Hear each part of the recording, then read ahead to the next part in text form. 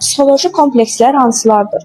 Napolyon kompleksi, bu kompleksli insanlar başqa insanları, fiziki cəhətdən zəif insanları daim əzməyə çalışırlar. Onlar üzərində dominantlıq yüksək etdirməyə çalışırlar. Aqressiya göstərirlər və özlərini sanki təsdiq etmək istəyirlər. Impostor kompleksi, bu kompleksli insanlar bütün uğurlarını, əldə etdikləri bütün uğurları təsadüfi hesab edir və yüksək mərtəbəyə, ən yüksək mərtəbəyə çatsa belə bunu özünə layiq bilmir. Qızıl uşaq kompleksi, bu kompleksə xalqın uşağı da deyə bilərik. Bu kompleksli insanlar qeyri-valideynlər, yəni başqa insanlar tərəfindən çox tərifləndiyinə görə tənqidə qarşı həssas olurlar.